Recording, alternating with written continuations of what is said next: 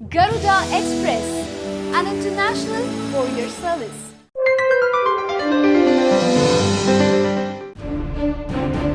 గోవా మణిపూర్లలోనూ బీజేపీ పాగా. బీజేపీ తంత్రానికి కాంగ్రెస్ పార్టీ తలవంచక తప్పలేదు. ఉత్తరప్రదేశ్, ఉత్తరాఖండ్లో భారీ విజయాన్ని నమోదు చేసుకున్న కమలనాథులు గోవా మణిపూర్లలో కూడా ప్రభుత్వాన్ని ఏర్పాటు చేయనున్నారు. మెజారిటీ సీట్లకు రాకపోయినా స్థానిక పార్టీల మద్దతు కూడగట్టుకోగలిగిన బీజేపీ ఈ రెండు రాష్ట్రాల్లోనూ అధికారంలోకి రానుంది. నాటకీయ పరిణామాల మధ్య గోవా ముఖ్యమంత్రిగా రక్షణ మంత్రి మనోహర్ పారికర్ పదవి బాధ్యతల్ని చేపట్టనున్నారు. 40 శాసనసభ స్థానాలున్న గోవాలో అధికార బీజేపీకి వచ్చింది కేవలం 13 సీట్లే. ఇక్కడ ప్రభుత్వ ఏర్పాటుకు కనీసం 21 స్థానాలు అవసరం. ఇక్కడ 17 సీట్లను గెలుచుకోవడం ద్వారా కాంగ్రెస్ అతిపెద్ద పార్టీగా అవతరించినప్పటికీ మెజారిటీకి 4 సీట్ల దూరంలోనే నిలిచిపోయింది. దీంతో గోవాలో హంగ్ పరిస్థితులు ఏర్పడ్డాయి. ఈ సమయంలో బీజేపీ పెద్దలు చక్రం తిప్పారు. స్వతంత్ర అభ్యర్థుల్ని, స్థానిక పార్టీలను తమ వైపుకు తిప్పుకొని మెజారిటీ సంపాదించారు. సాక్షాత్తు బీజేపీ ముఖ్యమంత్రి ఓటమి చెందిన ఇక్కడ ఆ పార్టీనే అధికారం చేపడుతోంది. దీనిపై కాంగ్రెస్ పార్టీ తీవ్ర స్థాయిలో మండిపడుతోంది. బీజేపీ అనైతిక మార్గాల ద్వారా అధికారంలోకి వస్తోందంటూ ఆ పార్టీ విరుచుకుపడుతోంది.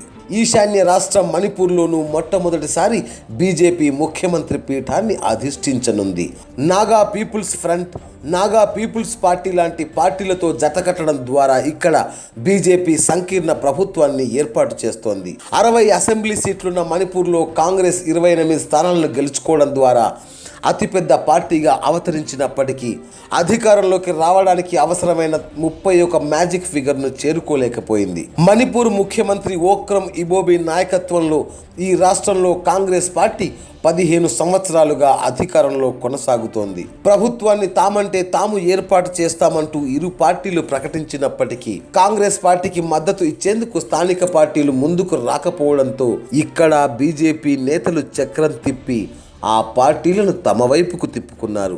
దీంతో ప్రభుత్వ ఏర్పాటుకు అవసరమైనంత మంది ఎమ్మెల్యేల మద్దతు తమకు ఉందంటూ ప్రభుత్వాన్ని ఏర్పాటు చేసేందుకు ముందుకు వచ్చిన బీజేపీ మొదటిసారిగా ఇక్కడ తన ప్రభుత్వాన్ని ఏర్పాటు చేయనుంది. తమదే అతిపెద్ద పార్టీ అయినందున తమ పార్టీకి అవకాశం ఇవ్వాలని పట్టుబట్టి రాజీనామాకు ససేమిరా అన్న ముఖ్యమంత్రి కూడా ఎట్టకేలకు రాజీనామా ఇవ్వడానికి సిద్ధపడ్డారు. ఒకప్పుడు కాంగ్రెస్ నేతలు నెరిపిన రాజకీయాన్ని బీజేపీ నేతలు బాగా వంట పట్టించుకున్నట్లు కనిపిస్తోంది. స్థానిక పార్టీలను దారిలోకి తెచ్చుకోవడం ద్వారా మెజారిటీ రాకున్న 2 రాష్ట్రాల్లోనూ అధికార పగ్గాల్ని బీజేపీ చేపడుతోంది.